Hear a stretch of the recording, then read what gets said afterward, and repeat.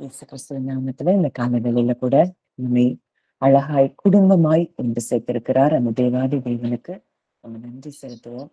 ஆஹ் எனக்கு இந்த டைம் நீங்க எல்லாரும் எப்படி பாக்குறீங்கன்னு எனக்கு தெரியல.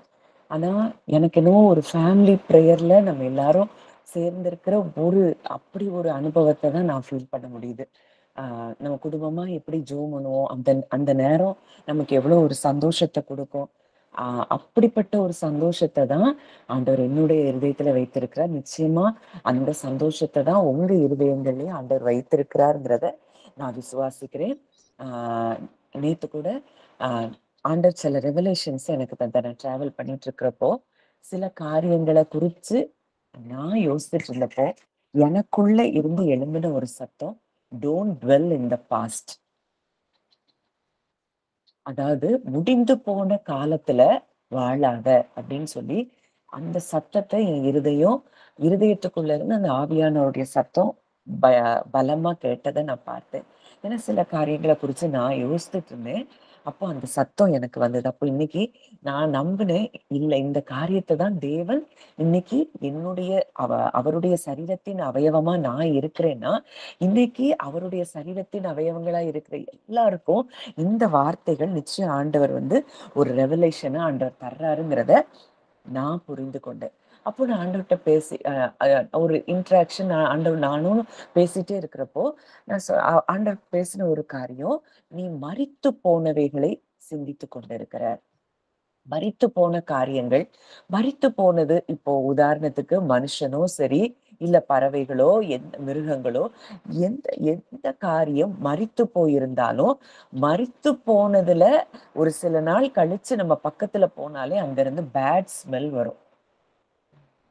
அப்போ நம்ம வாழ்க்கையில மரித்து போன சம்பவங்கள், காரியங்கள், மரித்து போன நினைவுகள், இதுலயே நம்ம வாழ்ந்துட்டு இருந்தோம்னா அங்க இருந்து நமக்கு என்ன வருது, ஒரு பேட் ஸ்மெல், ஒரு ஒரு ஒரு நாற்றமான ஒரு காரியத்தை தான் நம்ம என்ன செஞ்சுட்டு இருக்கிறோம், தியானிச்சுட்டு இருக்கிறோம். அப்போ அந்த மரித்து போன காரியங்கள்ல நம்ம வாழ்ந்துட்டு இருக்கிறப்போ நம்ம வாழ்க்கையில தேவனுடைய அன்பையும் மகத்துவத்தையும் அவருடைய வல்லமையையும் நம்மால உணர்ந்து கொள்ள முடியாத இடத்துக்கு நம்ம போயிருவோம். அப்போ நான் கேட்டேன், அப்போ சரி, நீங்க இப்படி சொல்றீங்க, மரித்து போன காரியங்கள்ல நம்ம வாழக்கூடாது, அது நாற்றம் பிடித்தது. அப்போ நீங்க பழைய நன்மையான காரியங்களை, நீ அவர் செய்த மகத்துவமான காரியங்களை நினைவு கூறணும்னு வேதம் எங்களுக்கு கற்றுக் கொடுக்குது அப்படின்னு சொல்லும்போது ஆண்டவர் எனக்கு காண்பித்த ஒரு காரியம், திராட்சை ரசத்தை ஆண்டவர் காண்பித்தார். திராட்சை ரசம்ங்கிறது பல வருஷங்கள் பல நாள் அது ஃபர்மெண்ட் பண்ணி அது நம்ம காண ஒரு கல்யாண வீட்டுல கொடுத்த திராட்சை ரசம், அப்படிப்பட்ட திராட்சை ரசம். அந்த திராட்சை ரசம் அதாவது தேவன் செய்த நன்மைகளை தியானிக்கக்கூடிய அப்படிப்பட்ட காரியங்கள், அது நமக்கு மகிழ்ச்சியை கொடுக்கிறதோ சந்தோஷத்தை கொடுக்கிறதோ நம்ம முகத்துக்கு களையை கொடுக்கிறதுமா இருக்குது. அப்போ நம்ம முகத்துல களையை அகற்றக்கூடியது பாஸ்ட்ல வந்த தாட்ஸ்.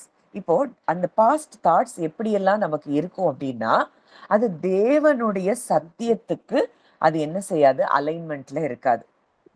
இப்ப உதாரணத்துக்கு உன்னை அப்படி பேசிட்டாங்கல்ல, அந்த நாட்கள்ல அவங்க உன்னை அப்படி நடத்துனாங்கல்ல அப்படின்னு சொல்லி இன்னொருத்தர் கொடுத்த ஐடென்டிட்டியில நம்ம வாழ ஆரம்பிச்சிருப்போம். அந்த எண்ணங்கள் நமக்கு மேலோங்கி நிற்கும்.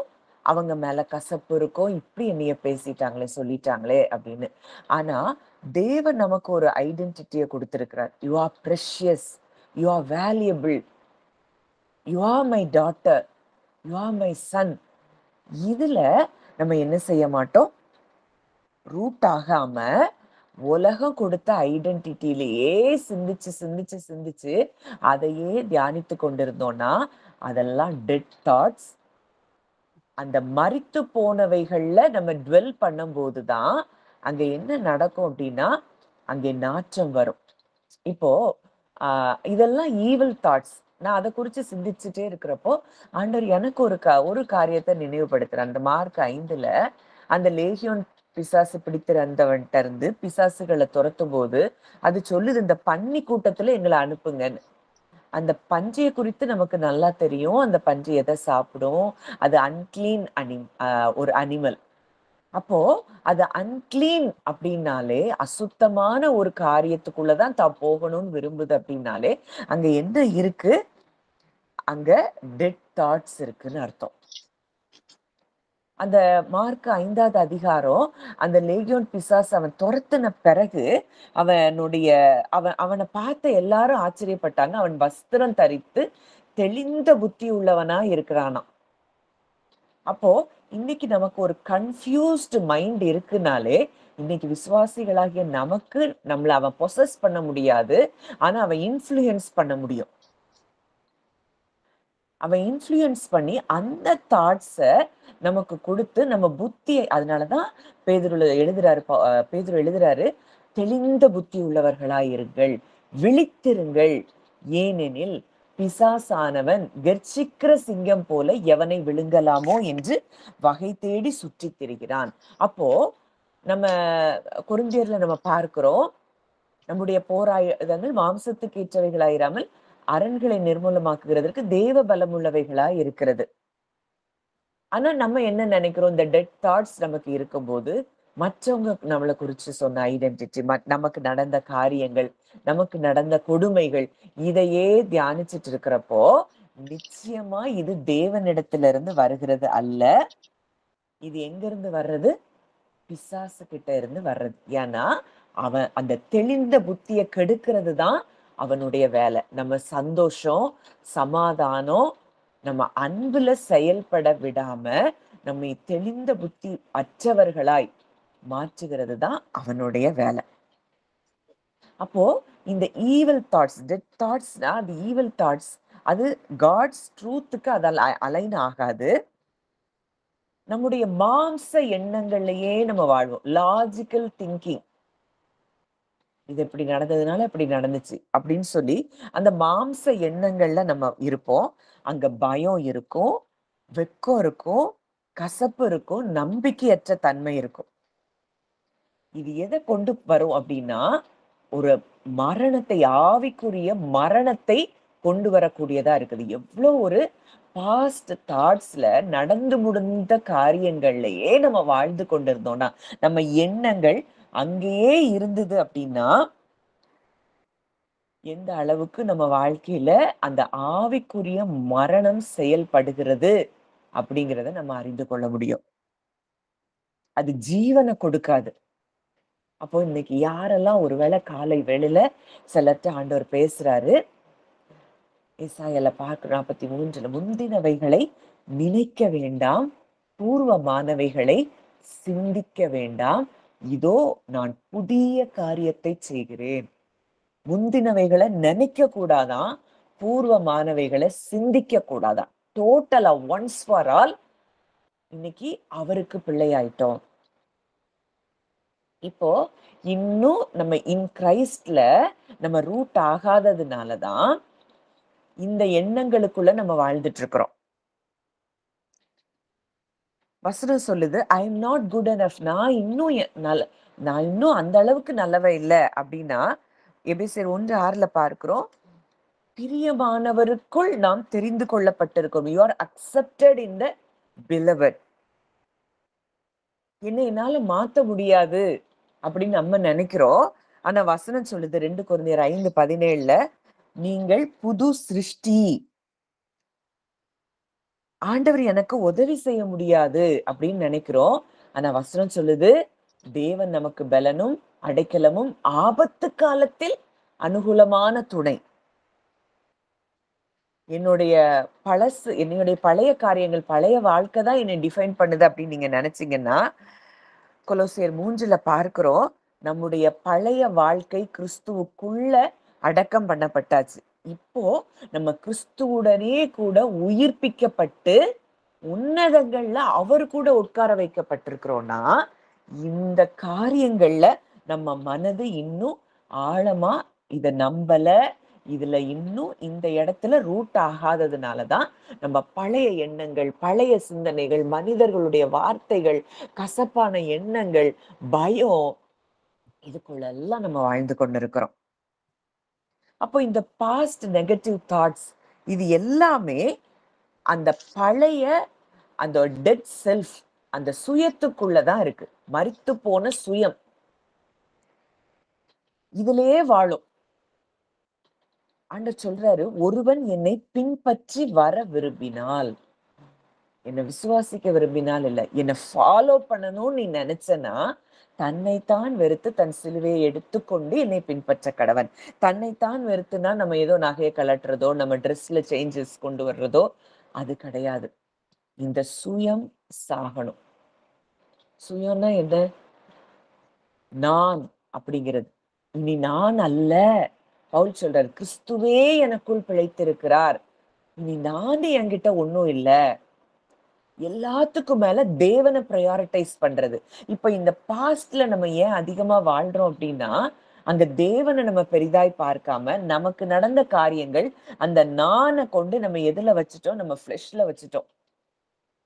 நம்ம ஸ்பிரிட்ல இன்னைக்கு எங்க இருக்கிறோங்கிறது நமக்கு தெரியாம அந்த நானை கொண்டு நம்ம ஃபிளெஷ்ல வச்சதுனால எல்லா பாஸ்டையும் இது இப்படி நடக்குமா, அது அப்படி நடந்துச்சே, அந்த நாட்கள்ல அப்படி இருந்ததே இப்படின்னு சொல்லி அந்த பழைய வாழ்க்கையில நாற்றத்துக்குள்ளேயே நம்ம வாழ்ந்து கொண்டிருக்கிறோம். அது நிச்சயமா அது நமக்கு கனி கொடுக்க முடியாது. அன்ஃப்ரூட்ஃபுல். அது பயத்தை தான் பேஸ் பண்ணி இருக்கும்.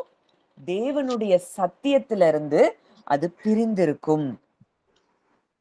இன் கிரைஸ்ட்ல அந்த மரணத்தின் எண்ணங்கள், அதாவது அந்த பாஸ்ட் தாட்ஸ் எல்லாமே அது என்ன செஞ்சிருச்சு? அடக்கம் பண்ணப்பட்டுருச்சு.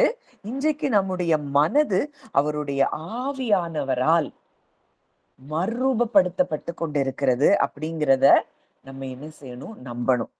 அவர் எல்லாவற்றையும் நமக்காக செய்து முடிச்சிட்டார். ஆனா இன்னும் நம்ம இருதயம் அதை விசுவாசிக்க ஆரம்பிக்காததுனாலதான் நம்ம இந்த பாஸ்ட்லயே வாழ்ந்து கொண்டிருக்கிறோம். எபேசியர் 4வது அதிகாரம் நான் வாசிக்கிறேன். 17ல இருந்து 19.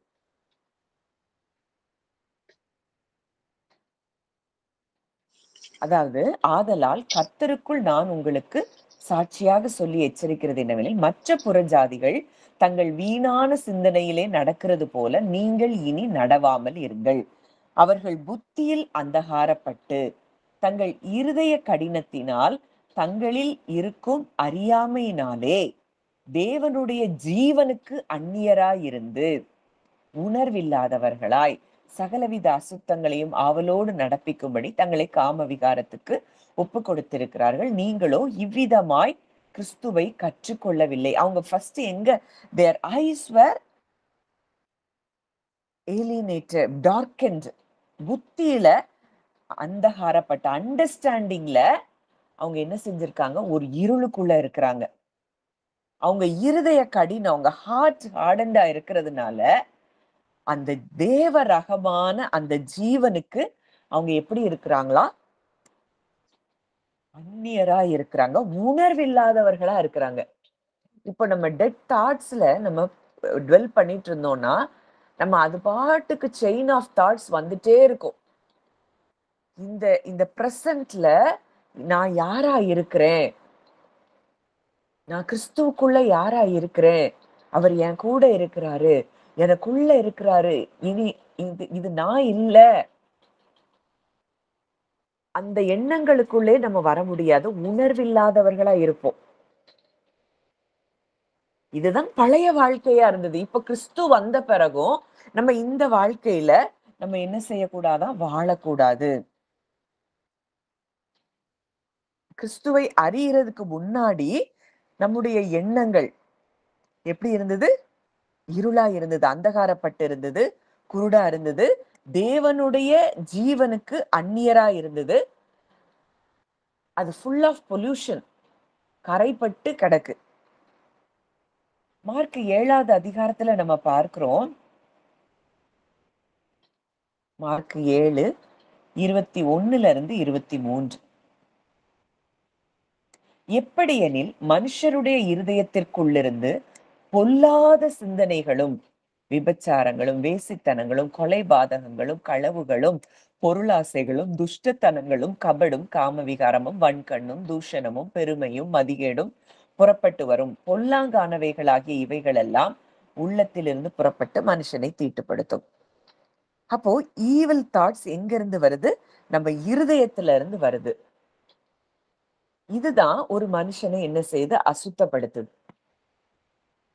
இன்னைக்கு கிறிஸ்துவுக்குள்ள நம்ம வந்துட்டோம். ஆனாலும் இதுல இருக்கிற சில காரியங்கள் இருக்கு. 1 கொரிந்தியர் 3ல நம்ம பார்க்கிறோம். பவுல் சொல்றாரு, அங்கேயும் பொறாமையும், வாக்குவாதம், பேதங்கள் எல்லாம் இருக்கு. நீங்க கிறிஸ்துவுக்குள்ள வந்துட்டீங்களே, அங்க விபச்சார பாவம் இருக்கு. கிறிஸ்துவுக்குள்ள நீங்க வந்துட்டீங்களே, இன்னும் நீங்க சின்ன பிள்ளைகளாவே இருக்கீங்களே, நீங்க யாருன்னு உங்களுக்கு தெரியலையா? அப்போ நம்ம பாஸ்ட்ல நம்ம வாழ்ந்துட்டு இருக்கிறோம், பாஸ்ட் தாட்ஸ்ல வாழ்ந்துட்டு இருக்கிறோம் அப்படின்னாலும் இதுதான் ரியாலிட்டி. கிறிஸ்துவுக்குள்ள வந்துட்டீங்களே, நீங்க யாருன்னு உங்களுக்கு தெரியலையா? இன்னும் நீங்க சிறு பிள்ளைகளா இருக்கிறீங்களா? அப்படின்னு சொல்லிதான் தேவன் இன்றைக்கு நம்மை பார்த்து கேள்வி கேட்கிறார். ஏன்னா லிட்டரலா இது ஆண்டவர் நேற்று என் கூட பேசின காரியம். அந்த ரெவலேஷன் கிடைச்சப்போ எனக்கு அவ்வளோ ஒரு சந்தோஷமா இருந்தது. அப்போ நான் இந்த இடத்துல நான் வாழக்கூடாது. ஒரு ஒரு எந்த விதமான ஒரு துக்கப்படுத்துகிற நினைவு கூட எனக்கு இருக்கக்கூடாதுங்கிறதுல அந்த காரியம் எனக்கு ரொம்ப என் இருதயத்துல பேசுச்சு. அது அவருக்கு முன்னாடி அது எப்படி இருக்குதா? அது அசுத்தமா இருக்குது. டெட் டெட் திங்ஸ்ல நம்ம வாழ்ந்துட்டு இருந்தோம் அப்படின்னா, அதாவது வசனம் சொல்லுது, உதடுகளின் கனியாகிய ஸ்தோத்திர பலியை செலுத்தி, எபிரேயர் 13:15 பார்க்கிறோம். அப்போ அந்த பலிகள் அவருக்கு முன்னாடி சுகந்த வாசனையா இருக்குதாம். அப்போ எத பலி செலுத்துவோம்? அப்பா நீங்க எங்களுக்கு இப்படி செஞ்சீங்களே, உமக்கு நன்றி. இதுதான் அவருக்கு முன்னாடி சுகந்த வாசனையா போகுது. ஆனா, நம்ம பாஸ்ட்ல டுவெல் பண்ணிட்டு இருந்தோம்னா, அது அவருக்கு முன்னாடி எப்படி இருக்கும்? நிச்சயமா ஒரு அசுத்தமான வாசனைய தான் நம்ம வெளிப்படுத்துகிறவர்களா இருக்கிறோம். அப்போ இன்னைக்கு நம்ம இருதயம் எந்த இடத்துல இருக்குது? நம்ம ஹார்ட் பழசுல பாஸ்ட்ல வாழ்ந்துட்டு இருக்கிறோமா? இல்ல பிரசன்ட்ல நான் யாரா இருக்கிறேன்? கிறிஸ்துவுக்குள்ள நான் யாரா இருக்கிறேன்? அப்படிங்கிறதுல நம்ம வாழ்றோமா? சில வசனங்கள நம்ம பார்ப்போம். அப்ப ஆண்டவர் நான் சொன்னேன், கிறிஸ்துவுக்குள்ள அவர் நமக்கு செய்த காரியங்கள நம்ம தியானிக்கிறது, ஒரு திராட்சை ரசத்துக்கு ஒரு ஈடாய் தேவன் சொன்ன காரியமா இருக்குதுன்னு நான் சொன்னேன். இப்போ அதுல சில வார்த்தைகள் எப்படி நம்ம அவர் அவர் அந்த பாஸ்ட்ல உள்ள தேவன் செய்த நன்மையான காரியங்கள நம்ம தியானிக்கணும்னு எப்படி வேதம் நமக்கு கற்றுக் கொடுக்குது. சங்கீதம் 103:2ல நம்ம பார்க்கிறோம், என் ஆத்துமாவே கர்த்தரை ஸ்தோத்திரி, அவர் செய்த சகல உபகாரங்களையும் மறவாதே. எதை மறக்க கூடாதுன்னு வேதம் சொல்லுது? அவர் செய்த சகல உபகாரங்களையும் மறக்க கூடாதாம். நான் ஏசாயால பார்க்கிறோம், முந்தினவைகளை நினைக்காத, பூர்வமானவைகளை சிந்திக்காத, அப்பதான் நான் உனக்கு புதிய காரியத்தை செய்ய முடியும். அவர் செய்த உபகாரங்களை மறக்க கூடாது.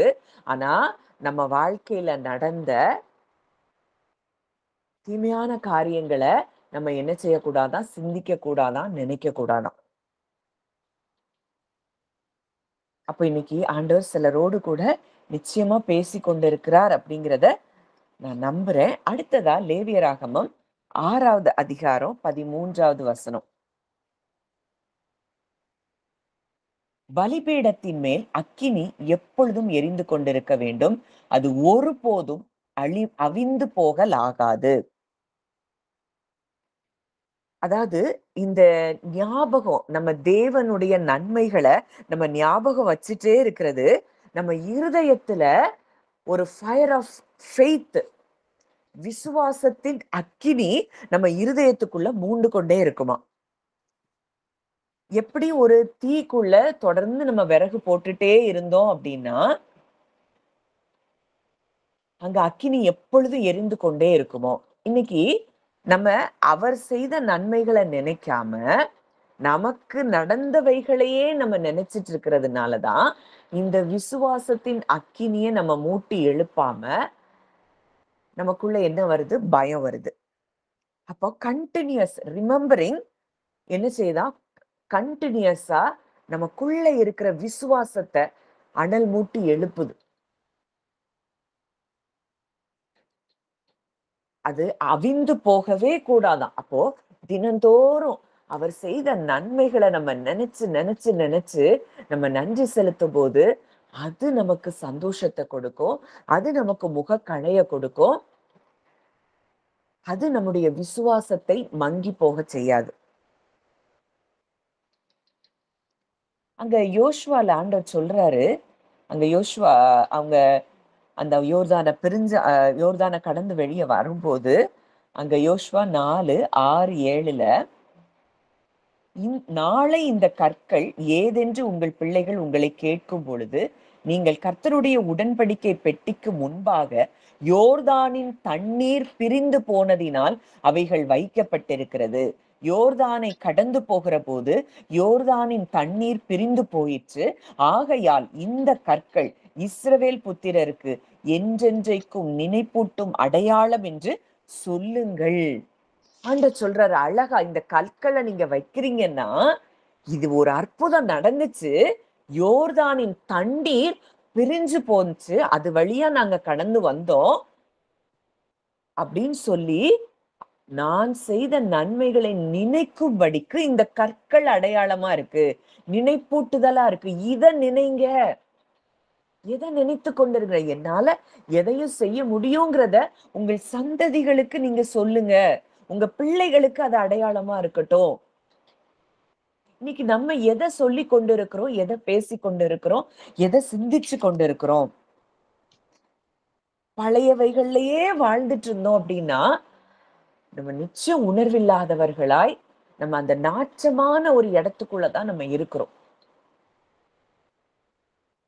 நம்ம வாசனையான ஒரு வாழ்க்கை, நறுமணமான ஒரு வாழ்க்கை, அந்த பரிமள தைலத்தை உடைக்கும் போது, அங்க மரியாள் உடைக்கும் போது அந்த அறை முழுவதும் அது அப்படி ஒரு வாசம் வந்துதான். அப்படி ஒரு வாசனை நிறைந்த வாழ்க்கை தான் தேவன் நம்ம வாழணும்னு விரும்புறாரு.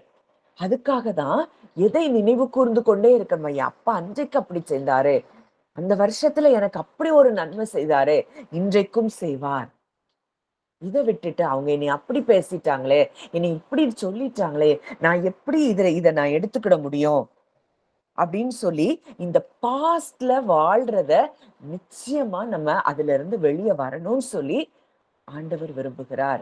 Don't dwell in the past. இதுதான் நேத்து என் இருதயத்துல ஆவியானவர் பேசின வார்த்தை. இதை நிச்சயம் உங்களுக்கும் ஆண்டவர் பேசுறாரு நான் நம்புறேன். சங்கீதம் 40:3 நம்ம பார்க்கிறோம். நான் வாசிக்கிறேன். சங்கீதம் 40:3. நமது தேவனை துதிக்கும் புதுப்பாட்டை அவர் என் வாயிலே கொடுத்தார். அநேகர் அதை கண்டு பயந்து கர்த்தரை நம்புவார்கள். நம்ம தேவன் செய்த பழைய நன்மைகளை, உதவிகளை நினைக்கும் போது நம்ம நிச்சயம் என்ன செய்வோம்? துதிக்க ஆரம்பிப்போம். நம்ம வெளிப்படுத்தல் 12:11 பார்க்கிறோம். ஆட்டுக்குட்டியானவருடைய இரத்தத்தினாலும் சாட்சியின் வசனத்தினாலும் சாத்தானை ஜெயித்தார்கள். அப்போ எதுல ஜெயிக்கிறாங்க? Word of testimony. இப்போ உங்க மனதுல இப்படி எண்ணங்கள் இன்னைக்கு இருந்துட்டு இருக்கலாம், பாஸ்ட்ல வாழ்ந்துட்டு இருந்திருக்கலாம். ஆனா நீங்க எதை கொண்டு ஜெயிக்கணும்னா சாட்சியின் வசனத்தினால், ஏற்கனவே நடந்த சாட்சிகளின் வசனத்தின் மூலம் அவன் நம்ம எண்ணங்கள்ல கொண்டு வந்த அந்த பாஸ்ட் எண்ணங்கள்ல நம்மை வாழ வைத்த அவனை மேற்கொண்டு ஜெயிக்க முடியும். அடுத்ததா அந்த சங்கீதத்திலே அகங்காரிகளையும் பொய்யை சார்ந்திருக்கிறவைகளையும் நோக்காமல் கர்த்தரையே தன் நம்பிக்கையாக வைக்கிற மனுஷன் பாக்கியவான். என் தேவனாகிய கர்த்தாவே, நீர் எங்கள் நிமித்தம் செய்த உம்முடைய அதிசயங்களும் உம்முடைய யோசனைகளும் அநேகமாய் இருக்கிறது. ஒருவரும் அவைகளை உமக்கு விவரித்து சொல்ல முடியாது. நான் அவைகளை சொல்லி அறிவிக்க வேண்டுமானால் அவைகள் எண்ணிக்கைக்கு மேலானவைகள். தாவீது எழுதுறாரு, அப்பா நீர் செய்த அதிசயங்களும் யோசனைகளும் அநேகமா இருக்குது. எப்படி தாவீது கர்த்தருக்குள்ள தன்னை திடப்படுத்திக் கொள்றாருன்னா, அந்த பாஸ்ட்ல தேவன் செய்த நன்மைகளை நினைக்கும் போதே அவருக்குள்ள அந்த திராட்சை ரசம் கொடுக்கிற ஒரு களிப்பு உண்டாகுது. சந்தோஷம் உண்டாகுது, சமாதானம் உண்டாகுது. என் தேவன் அந்த சூழ்நிலையில எனக்கு அப்படி செய்தார்ல. நான் சிங்கத்தை கொன்னேன், கரடிய கொன்னேன். இந்த இப்போ இருக்கிற இந்த கோலியாத்தும் அவைகள்ல ஒன்றை போலத்தான் இருப்பான். இன்னைக்கு நம்ம எதை தியானித்துக் கொண்டிருக்கிறோம்? அப்ப உதடுகளின் கனியாகிய ஸ்தோத்திர பலி அவருக்கு முன்னாடி எப்பவும் எப்படி இருக்குது? நறுமண வாசனையாய் அவருக்குள்ள அவர் சந்நிதிக்கு முன்ன அங்க இருக்கிறத நம்ம பார்க்கிறோம். இப்ப அந்த திராட்சை ரசம், அதாவது நம்ம எப்பவும் பழைய எண்ணங்கள்ல கிறிஸ்துவின், அதாவது தேவன் செய்த செயலை நம்ம நினைச்சுட்டே இருக்கிற போது நம்ம இருதயத்துக்கு அது களிப்பை உண்டாக்குகிறது. சங்கீதம் 104 14 15 நான் வாசிக்கிறேன். மனுஷனுடைய இருதயத்தை மகிழ்ச்சியாக்கும் திராட்சை ரசம். அப்போ அதுல அதுல என்ன கொடுத்திருக்குன்னா, பூமியிலிருந்து ஆகாரம் உண்டாகும்படி அவர் மிருகங்களுக்கு புல்லையும் மனுஷருக்கு உபயோகமான பயிர் வகைகளையும் முளைப்பிக்கிறார். மனுஷனுடைய இருதயத்தை மகிழ்ச்சியாக்கும் திராட்சை ரசத்தையும் அவனுக்கு முகக்களையை உண்டு பண்ணும் எண்ணெயையும் மனுஷருடைய இருதயத்தை ஆதரிக்கும் ஆகாரத்தையும் விளைவிக்கிறார். அப்போ நம்ம இருதயத்தை மகிழ்ச்சியாக்கக்கூடிய திராட்சை ரசம் என்ன அப்படின்னா, நம்ம எப்பொழுதும் அவரை நினைத்து கொண்டு அவர் செய்த செயல்களை நினைக்கும் போது நம்ம இருதயம் எப்பொழுதும் எப்படி இருக்கும்? மகிழ்ச்சியா இருக்கும். அடுத்ததா நியாயாதிபதிகள் 9வது அதிகாரம் 13வது வசனம். நியாயாதிபதிகள் 9:13. அதற்கு திராட்சை செடி தேவர்களையும் மனுஷரையும் மகிழ பண்ணும் என் ரசத்தை நான் விட்டு மரங்களை அரசாள போவேனோ அப்படின்னு அந்த காரியம் சொல்லப்பட்டிருக்கு. அப்ப திராட்சை செடி என்ன செய்தான்?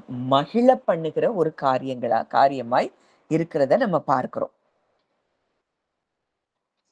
அதனாலதான் அங்க நம்ம பார்க்கிறோம், எபேசியர் 5:18 இந்த திராட்சை ரசம் எதற்கு ஒப்பாய், யாருக்கு ஒப்பாய் சொல்லப்பட்டிருக்கு அப்படின்னா, அங்கே பரிசுத்த ஆவியானவருக்கு ஒப்பாய் அங்க சொல்லப்பட்டிருக்கிறத நம்ம பார்க்கிறோம். துன்மார்க்கத்துக்கு ஏதுவான மதுபான வெறி கொள்ளாமல் ஆவியினாலே நிறைந்து.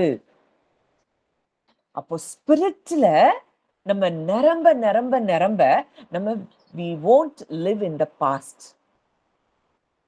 நம்ம பாஸ்ட்ல நம்மளால வாழவே முடியாது. ஏன்னா இந்த அவருடைய நன்மைகளை நம்ம நினைச்சு நினைச்சு நன்றி செலுத்தி அவருக்குள்ளே அங்க அடுத்த வசனம் சொல்லுது, சங்கீதங்களினாலும் கீர்த்தனைகளினாலும் ஞான பாட்டுகளினாலும் ஒருவருக்கொருவர் புத்தி சொல்லி கொண்டு உங்கள் இருதயத்தில் கர்த்தரை பாடி கீர்த்தனம் பண்ணி.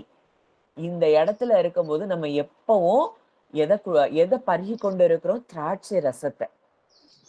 இப்ப நம்ம எதுல வாழ்ந்து கொண்டிருக்கிறோம்? பாஸ்ட் தாட்ஸ் இன்னைக்கே நம்மளை விட்டு போகும்படியா நம்ம நிச்சயம் நம்ம ஜெபிப்போம். ஆவியானவருடைய துணையோடு நிச்சயம் நம்ம மேற்கொண்டு நம்ம எப்படி இருக்கணுமா? அதாவது ஒரு மனுஷன் குடி போதையில இருக்கிறவனுக்கு அவன் தான் எங்க இருக்கிறோம், என்ன பண்றோம், எதுவுமே தெரியாது, என்ன பேசுறோம். அவங்க அப்படியே ஒரு வேற ஒரு உலகத்துலதான் இருப்பாங்க. அது போலதான் பரிசுத்த ஆவியானவர் நம்மை நிரப்பும் போது நம்ம எப்படி இருப்போம்? வேற ஒரு உலகத்துலதான் இருப்போம். நான் அவரு கூடயே என்ஜாய் பண்ணிட்டு இருக்கிற ஒரு இடத்துலதான் நம்ம இருப்போமே தவிர, இந்த உலகத்தின் காரியங்கள் அவங்க அப்படி சொன்னாங்க, இவங்க இது எதுவும் நம்மள டிஸ்டர்ப் பண்ண முடியாது. இன்னும் இந்த ஆவியானவரால நிரம்புகிற காரியத்தை குறிச்சு நம்ம தியானிப்போம் நாளைக்கு. நிச்சயம் இன்றைக்கு இந்த வார்த்தைய நம்ம கூட பேசுறாருன்னா, தேவன் ஏதோ பலத்த காரியங்களை நம்ம வாழ்க்கையில செய்ய போகிறார். Don't dwell in the past. இதுதான் ஆவியானவருடைய சத்தமா இருக்குது. இன்னைக்கு அந்த பழைய மனுஷனை களைந்து போட்டு, இதெல்லாம் ஆதாம் கிட்ட இருந்து வந்தது. பழச திங்க் பண்ண வைக்கிறது, பழசுலயே வாழ்றது. ஆனா பழைய வாழ்க்கையில தேவன் செய்த நன்மைகளை நம்மளால நினைக்க முடியாது. ஆனா நமக்கு நடந்த கேடான காரியங்கள்ல நம்ம வாழ்ந்து கொண்டிருப்போம். அப்பா எவ்வளவு செஞ்சீங்க, எத்தனை நன்மை செஞ்சீங்க. எனக்கு இந்த இடத்துல இவ்வளவு பலவீனப்பட்டிருந்தேன். இப்படி ஒரு சுகத்த குடுத்தீங்களே! இப்படி என் குடும்பத்த நடத்துனீங்களே! இன்னைக்கு நாங்க சுகமா இந்த இடத்துல இருக்கிறோமே! எங்கள ஆசீர்வாதமா வச்சிருக்கிறீங்க. செழிப்பா வச்சிருக்கிறீங்க. ஒரு காலத்துல என்னுடைய வாழ்க்கை எப்படி இருந்தது? இதெல்லாம் நம்ம நெனச்சு பார்க்காம, பாஸ்ட்லயே நம்ம வாழக்கூடாது அப்படிங்கிறத தான் தேவன் இன்றைக்கு நம்ம கற்றுக் கொடுக்கிறார். அது மாதிரி எதிர்காலத்த குறித்து கவலை இருக்கக்கூடாதுன்னு விரும்புறாரு. நாளைய தினத்தை குறித்து கவலைப்படாதிருங்கள். அது அவர் கருத்துல இருக்கு நாளைய தினம். அதனால நம்ம நம்ம செய்ய வேண்டிய வேலை சங்கீதங்களினாலும், கீர்த்தனைகளினாலும், ஞான பாட்டுகளினாலும் புத்தி சொல்லிக்கொண்டு இருதயத்தில் கர்த்தரை பாடி கீர்த்தனம் பண்ணு. எங்க பாடணுமா? வாயில இல்ல. இருதயத்துல. வாயில பாடணும்னா முதல்ல இருதயத்துல இருந்து அது நம்ம அவர துதிக்க ஆரம்பிக்கணும். அவர் செய்த நன்மைகளை தியானித்து துதிக்க, துதிக்க, துதிக்க நம்ம பரிசுத்த ஆவியானவரால அந்த அந்த ஒரு போதை எப்படி ஒரு குடிகாரனுக்கு அவன் எங்க இருக்கிறான்னே தெரியாது.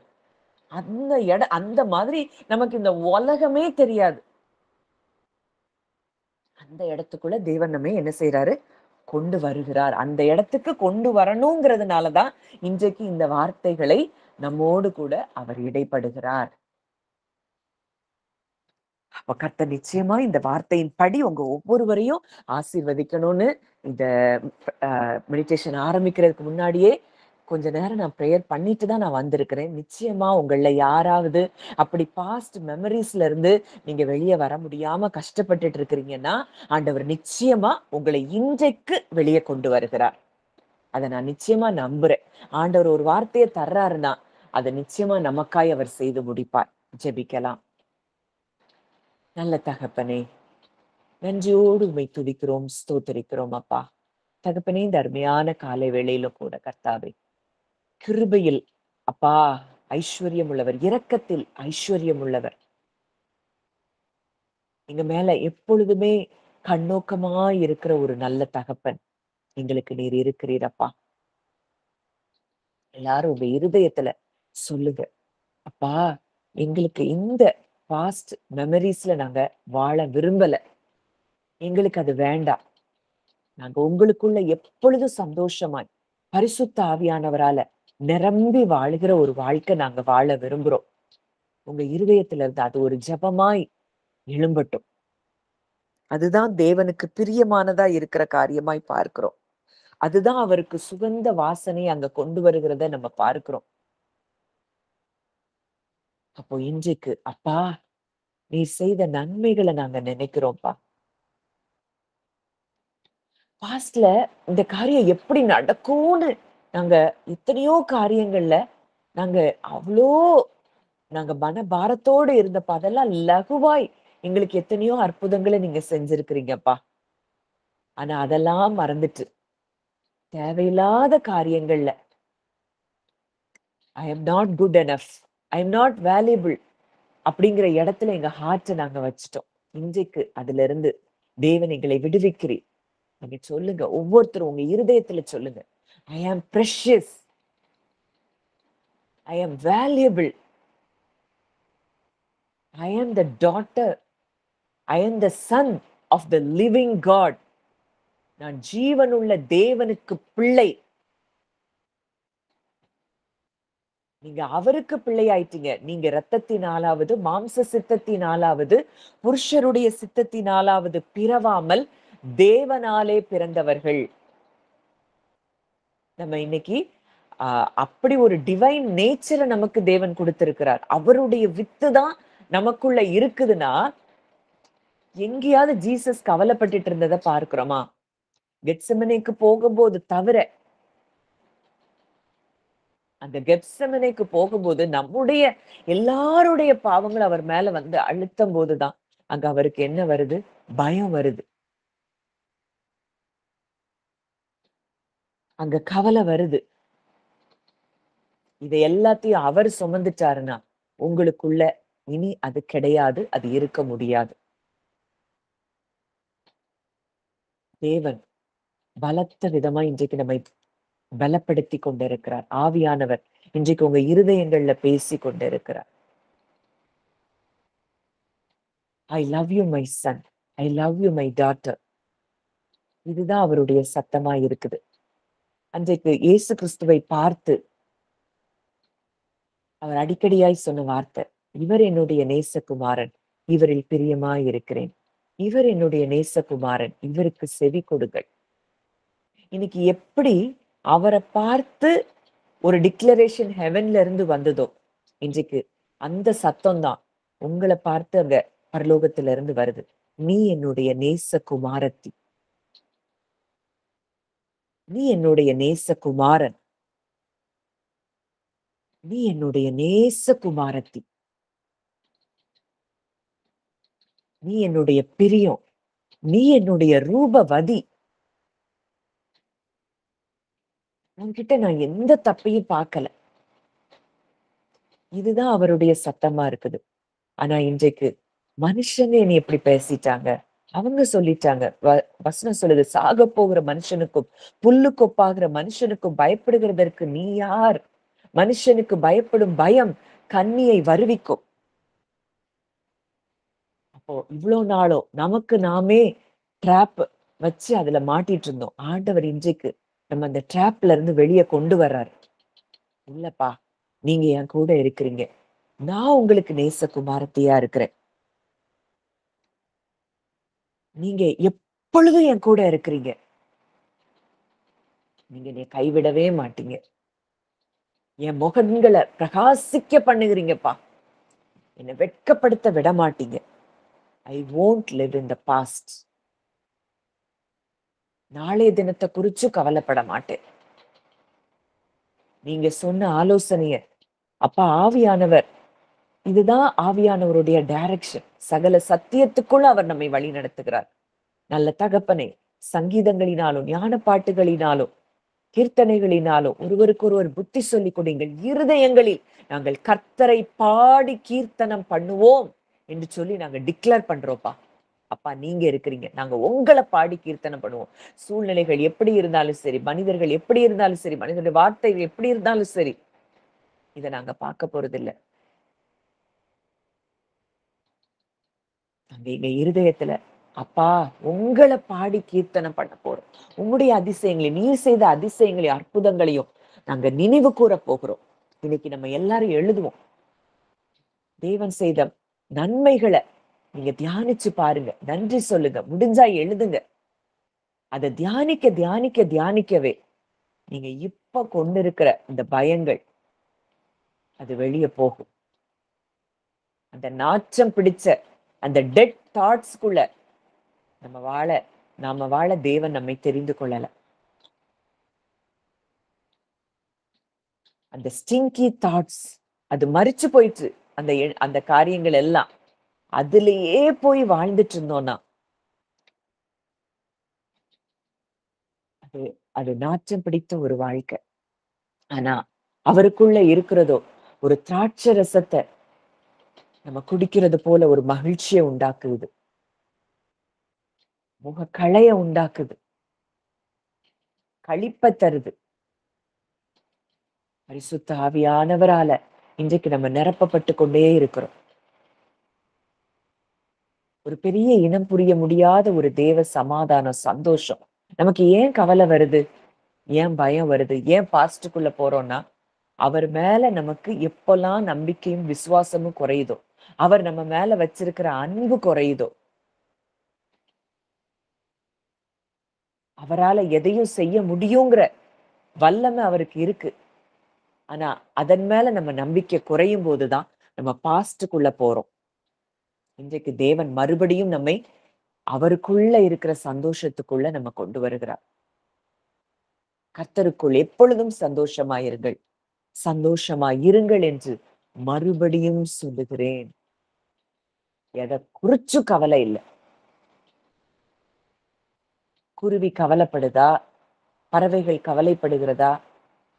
அதான் ஆண்டவர் சொல்றாரு, ஆகாயத்து பட்சிகளை கவனிச்சு பாரு. அதுக்கு விதைப்பில்ல, அறுப்பில்ல, கரஞ்சயத்துல சேர்த்து வைக்கிறது இல்ல, அவைகளையும் உங்கள் பரமபிதா he's a tender hearted father. அந்த குருவிக்கும் காக்காய்க்கும் அவ்வளோ அன்னன்னைக்கு தேவையானதை கொடுக்கிறாரு. அப்படின்னா நமக்கு எவ்வளவு தூரம் அவர் நமக்கு தேவையானதை தர வல்லவராய் இருக்கிறார். ஆபிரகாம் அங்க பலி செலுத்துறதுக்கு முன்னாடியே, அங்க ஈசாக்க பலி செலுத்துறதுக்கு முன்னாடியே அந்த ஆட்டுக்குட்டியை ஆயத்தம் பண்ணி வைத்திருந்தவர் தான் நம்முடைய தேவன். இன்னைக்கு உங்களுக்கு என்ன தேவை? அதை ஏற்கனவே அவர் ஆயத்தப்படுத்தி வைத்திருக்கிறார். அந்த சந்தோஷத்துல நீங்க அவரை துதிச்சுட்டே இருங்க. காரியங்கள் எல்லாம் மாறுதலாய் முடிகிறத நிச்சயம் நம்ம பார்க்க முடியும். நல்ல தகப்பனே, நன்றியோடு உம்மை துதிக்கிறோம், ஸ்தோத்தரிக்கிறோம் அப்பா. இந்த நாளிலும் எங்களோடு கூட இடைப்பட்ட உம்முடைய வார்த்தைகளுக்காக நாங்க நன்றி செலுத்துகிறோம். எங்கள் இருதயங்களில் நீர் ஆழமாய் விதைத்த இந்த வார்த்தைகள், அப்பா, don't dwell in the past. அப்பா, இந்த வார்த்தை எங்களுக்குள்ள நீங்க அப்பா பேசியிருக்கிறீங்க.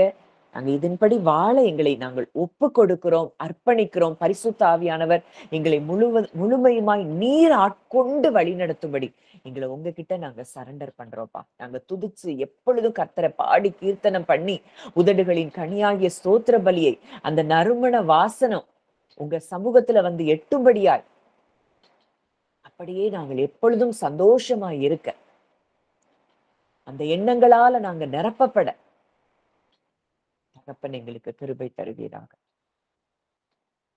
அப்பா, இங்க வந்திருக்கிற ஒவ்வொருவரையும் உங்களுடைய பிள்ளையாய் அப்பா நான் ஆசீர்வதிக்கிறேன். இந்த வார்த்தை அவர்களுக்கு 100 மடங்கு 1000 மடங்கு பலன் தரும்படி நான் ஜெபிக்கிறேன் அப்பா. அவங்க குடும்பங்களை ஆசீர்வதிக்கிறேன் அப்பா. எங்க குடும்பங்கள் எல்லார் மேலயும் உங்க ரத்தம் தெளிக்கப்பட்டு கொண்டு இருக்கிறத பார்க்கிறோம். தீங்கு பொல்லாப்பு எங்க கூடாரங்களை அணுக முடியாது. கர்த்தர் பாதுகாக்கிறீர். உமக்கு நன்றி செலுத்துகிறோம். இயேசுவின் மூலம் கேட்கிறோம், ஜீவன் உள்ள நல்ல பிதாவே. ஆமீன், ஆமீன்.